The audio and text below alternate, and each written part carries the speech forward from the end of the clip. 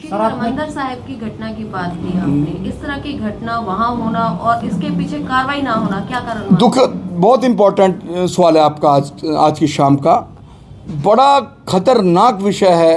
अगर इसके ऊपर श्री अकाल तख्त साहब के जत्थेदार ने कौम से चौड़ा को बाहर का रास्ता ना दिखाया, चौड़ा के खिलाफ आगे आगे कार्रवाई ना की, तो खाली हिंदू डिमोरलाइज नहीं होगा, खाली वो सिख भी डिमोरलाइज हो जाएगा जो वर्ल्ड में बैठा है, जो गुरु नानक देव जी को पूछता है, जो पहली पातशाही के सोच पर चलता है, जो 10वीं पातशाही की सोच पर चलता है। मैंने क्या कहा कि मेरे सनातन को बचाने में सबसे बड़ा योगदान हमारे बच्चों को, छोटे बच्चों को, सनातन के बच्चों को, अगर 7 साल का बच्चा दरवाजे के बाहर खड़ जाए, उसको कहा जाता है बेटा अंदर आ जा, तुझे बाबे पकड़ के ले जाएंगे, तुझे बाबे उठा के ले जाएंगे।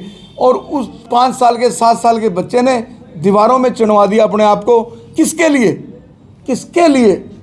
माता गुजर कौर के साथ कितनी जाति हुई। और ऐसे अकाल, मैं आपके मैडम आपको बताता हूँ, जगतार सिंह हवारा, जगतार सिंह हवारा एक टेररिस्ट है बब्बर खालसा का, जो अपने आप को चीफ कहता है बब्बर खालसा का इंडिया में। वो जेल में अपने आप को जत्थेदार बन जाता है अकाल तख्त का, और अकाल तख्त का जो प्रेजेंट जत्थेदार है वो अकाल तख्त क्या है? अकाल तख्त सिखों का सुप्रीम कोर्ट है। जैसे हमारे लिए देश का सबसे बड़ा सुप्रीम कोर्ट कौन है? हमारा दिल्ली में सुप्रीम कोर्ट, जो फैसला दे देता है वो फाइनल है। तो मैं बिल्कुल ये मांग करूंगा, आपका बड़ा वाजिब सवाल है कि ऐसे लोगों को कौम से बाहर का रास्ता और आतंकवादी डिक्लेयर किया जाए। और एक मैं आपके बॉर्डर एरिया में बैठा हूँ, जो ये आतंकवादी बंदी सिखों के नाम पर कहते हैं कि बंदी सिख, टेररिस्ट कभी बंदी सिख नहीं होता, वो देशद्रोही है, वो चाहे किसी जाति में हो। हाँ, जो बंदी सिख, जो सिख किसी केस में फंस गया और उसकी सज़ा पूरी हो गई, पैसे के अभाव के कारण अपनी लड़ाई नहीं लड़ सकता, तो ये अगर सरसा में कोई बैठा है या गेश बैठा है, मुझे बताना, मेरा बेटा लड़ाई लड़ेगा हाई कोर्ट में, पैसा हम खर्चेंगे, हम उसकी मदद करेंगे, हम उसको बाहर लाने का काम करेंगे। अगर कोई टेररिस्ट छोड़ने का काम करेगी सरकार, चाहे वो अमित शाह हो, चाहे केंद्र सरकार हो, टेररिस्टों को छोड़ने की इजाज़त नहीं दी जाएगी, क्योंकि इन टेररिस्टों ने निर्दोषों की हत्या की। जर्नैल सिंह भिंडरावाला ने 35,000 निर्दोष लोगों को मौत के घाट उतारा। जो उसका झंडा बुलंद करने वाले लोग हैं, वो कभी हिंदुस्तान के हितैषी नहीं हो सकते, वो हिंदू, सिख, ईसाई, मुसलमान भाईचारे के समर्थक नहीं हो सकते। और वहीं मैं खनौरी बॉर्डर पर जो जगजीत सिंह डल्लेवाला बैठा है, मेरा बेटा इस चीज़ की लड़ाई लड़ रहा है, advocate Vasu Ranjan Shandilya high court में और सुप्रीम कोर्ट में।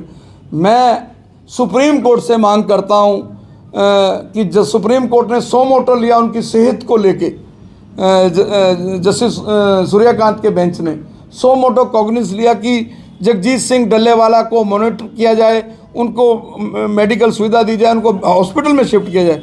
लेकिन मैं सुप्रीम कोर्ट से मांग करता हूं कि वो सो मोटो सेंट्रल गवर्नमेंट के खिलाफ क्यों नहीं लेते कि तुम जनहित में, देश हित में तुरंत जो है सरकार जो है उनके फैसलों को तुरंत मान ले। जय जवान जय किसान क्यों कहते हो? फिर जवानों को तिरंगे में, जब वो शहादत दे के आते हैं, उनको तिरंगे में लपेट के क्यों लेते हैं, जब जवान और किसानों को आपस में लड़ा रहे हैं? जगजीत सिंह डल्लेवाला की हमें बहुत ज़रूरत है। भगवान से दुआ करूँगा कि उनको दीर्घायु दे, निरोग काया दे। और मुझे डर है कि अगर जगजीत सिंह डल्लेवाला को कुछ हुआ तो इस देश का अमन और चैन ख़त्म हो जाएगा, नुकसान हो जाएगा। इसलिए अमित शाह जी इसको गंभीरता से लें। मुझे नहीं पता, फिर आप पत्रकार साहब, आपकी बात मैं रिपीट करता हूँ, आईबी ने क्या रिपोर्ट दी हुई है ऊपर, कुछ कट्टरपंथी, कुछ रेडिकल एजेंसियाँ, कुछ देशद्रोही ताकतें तो इस दिन की इंतज़ार में है कि जैसे ही जगजीत सिंह डल्लेवाला को कुछ होता है, हम देश में आग लगाने का काम करेंगे पर्दे के पीछे।